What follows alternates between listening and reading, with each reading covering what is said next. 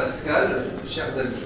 Pascal, je suis particulièrement heureux qu'Espace Social Européen ait choisi le siège de la Mutualité française pour l'anniversaire des 30 ans de la revue et pour un hommage à René Telade. C'est René qui a réuni ici ce qui n'était jusque-là qu'un archipel d'implantation de la Mutualité dans Paris.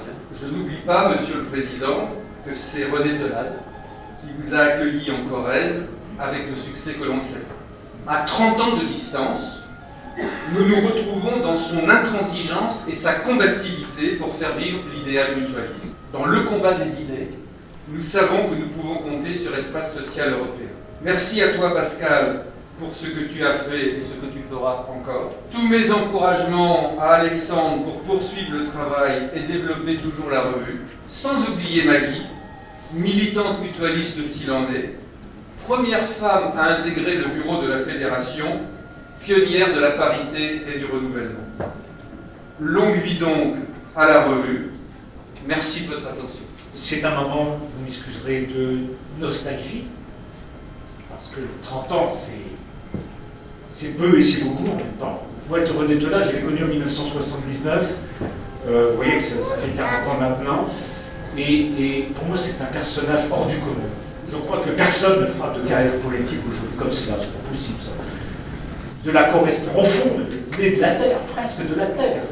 Pour finir, ministre, sénateur, il était à l'aise à la fois dans les champs et à la ville. Labourer sa terre, entretenir son jardin, s'occuper de son chien, de ses poules, et en même temps dans les beaux salons ministériels, y compris à l'Élysée. Je souhaiterais remercier deux personnes qui ont accepté de rendre hommage à René Telade dans mon ouvrage. Monsieur le Président Hollande, cher François, vous avez accepté de préfacer ce livre consacré à René Telade. Elle ne s'est jamais démentie au cours des 3 décennies que vous avez passées ensemble à sillonner la Corrèze, ce département qui vous est si cher. Monsieur Thierry Baudet, président de la Mutualité française, pour l'hommage que vous avez bien voulu rendre à René Telade, je tiens à vous remercier de nous accueillir ici, dans ce très joli siège national de la Mutualité française. Pourquoi avoir écrit ce livre? J'ai voulu laisser une trace, un souvenir de la vie d'un homme que j'avais bien connu et dont le destin était à mes yeux peu ordinaire. C'était quelqu'un pour qui j'avais beaucoup de considération et un profond respect. Il savait d'où il venait, mais il savait surtout où il allait. C'est pourquoi dans la deuxième partie de l'ouvrage, je souligne quelques-unes de ses luttes, notamment à la tête de la Mutualité française, où durant 13 ans, il s'opposa à toute régression sociale. À René Telade, l'infatigable militant de l'idéal. Je veux, une fois encore, souligner la convivialité et l'efficacité dont la Mutualité française est capable.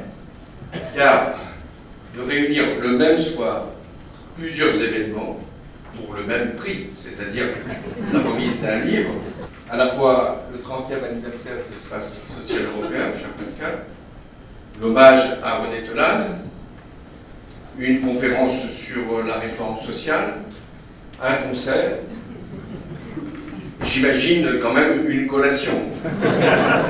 Un rôle que l'on peut reconnaître à René Telade, et ça a été évoqué tout à l'heure, c'est celui de bâtisseur.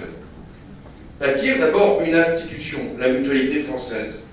Les plus jeunes ne se souviennent pas qu'il y avait des sensibilités, des tendances dans le mouvement mutualiste, et que les réunir était une performance qui paraissait inaccessible.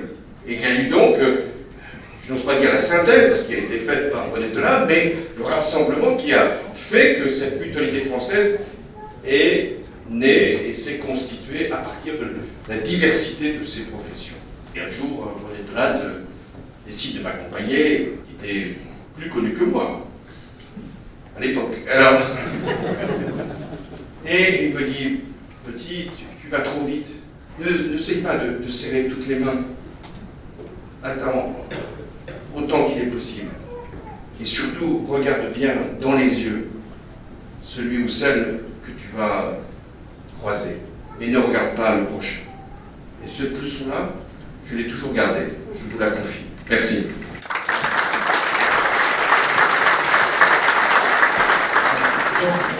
L'orchestre Jeune Europe